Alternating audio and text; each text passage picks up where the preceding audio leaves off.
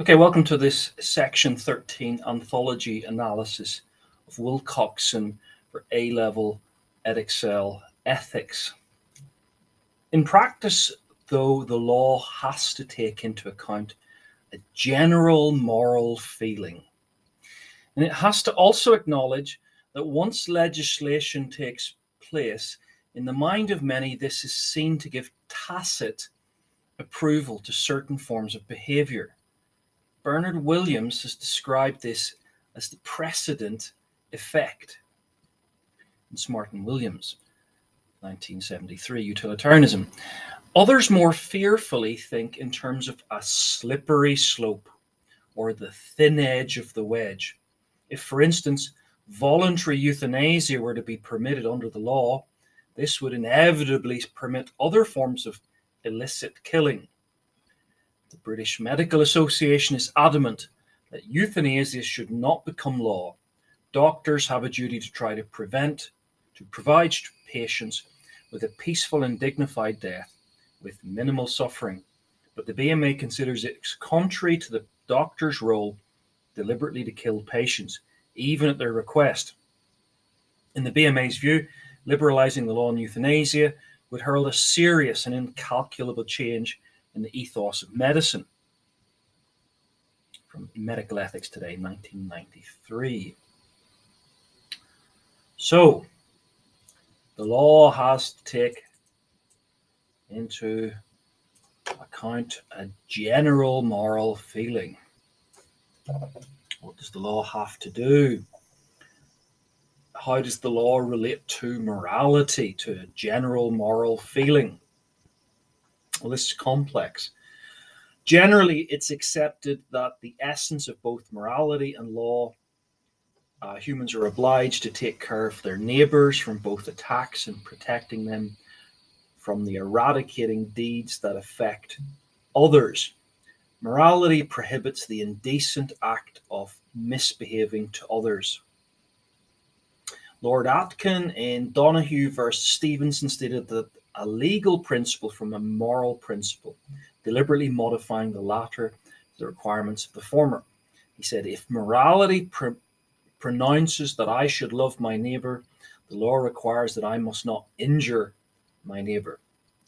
And this reflects an older tradition, yes, a natural moral law tradition following Thomas Aquinas, who defended this connection between the human law and the natural moral law in his four types of law, claiming bad or biased human law is not actual law or legally valid. It's not logical. Immanuel Kant established that the most basic aim of moral philosophy is to seek out the foundational principle of a metaphysics of morals and believe that as we humans are free and autonomous as long as morality itself is not an illusion. Against these thinkers who connect morality with legality, there is a theory of law that's called legal positivism. John Austin, an American legal positivist, argues that legality and decency are different things, that legislation cannot be reduced to morality and exists independently. He says he views the law as the mere expression of a desire for the sovereign people in a particular state. The law overrules and governs the morality in a particular country. Morals come from the communal setting. They're not made by the recognized authorities. And most of the morals fall under unwritten laws or customary law, which is different to the legal law, as it were, criminal law. So what's your view? Does the law have to take into account a general moral feeling? Are the two things related, law and morality? Or are they separate things? Are you a legal positivist? Or are you more of a natural moral law thinker?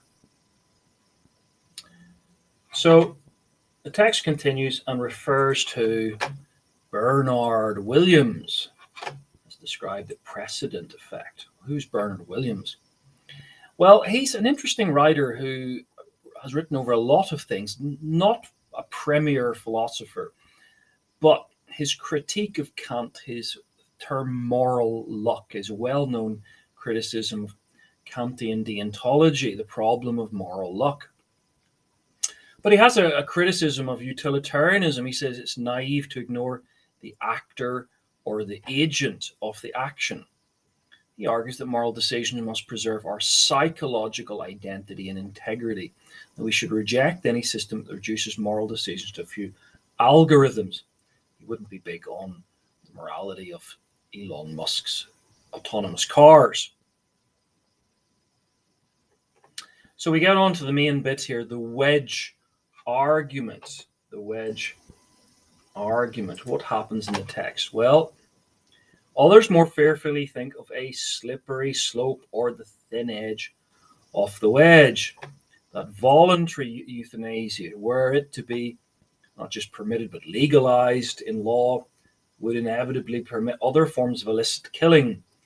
Involuntary, and when someone, like a baby who's disabled or can't say, please don't kill me, or by acts or by omissions, or worse, and infanticide, as Peter Singer argues for. So the wedge argument is a common rebuttal to the utilitarian arguments of Singer and co. It can be put forward that there is such a risk or likelihood of great harm from legalizing voluntary euthanasia that it should remain forbidden. Some have pointed to the evidence, such as the Nazis' euthanasia program between the two world wars, Project T55. Guy went to Hitler and said, one of his chief medical people, and said, my son's disabled. Can I, by act or omission, allow him to die? Hitler thought, great, and then tasked him with doing all the same to all the disabled kids in Nazi hospitals in Germany, long before the gas chambers of Auschwitz. So similar cases of legislation on abortion show how permitting such practices on a small scale can over time lead to widespread abuse. So assisted suicide is widely practiced in a load of countries: Switzerland, Belgium, Canada, most importantly, the Netherlands. We'll come back to that.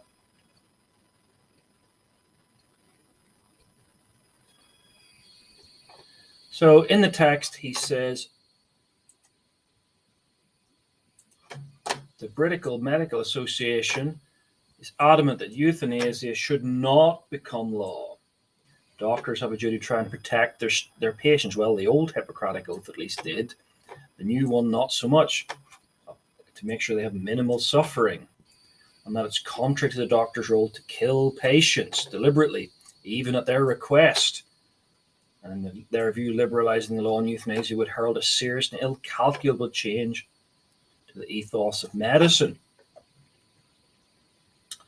So an erosion of trust in doctors would follow the legalization of euthanasia and remove belief in many patients that doctors are there to care for them.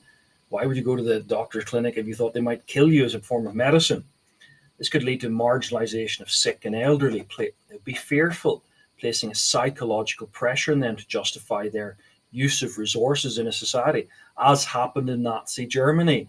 Well, you're a drain on the on the motherland, or the fatherland, whatever it is. Why don't you do us all a favor? If you legalize euthanasia, you give tacit approval. Tacit's from Michael Polanyi. It's this unwritten, unspoken, but very real kind of knowledge that we're at this approval, that this practice should be encouraged. And opponents of euthanasia would want to resist such tacit approval that would come via the legalization of law. So this is the slippery slope argument that the BMA is giving. What evidence is there of this slippery slope? Well, let's think about this. It's complex, but we'll think about it. What is the example of the Netherlands? And it's highly disputed. There are different phases of the story of the Netherlands. Perhaps at the beginning, there's a kind of bell curve of things that happened.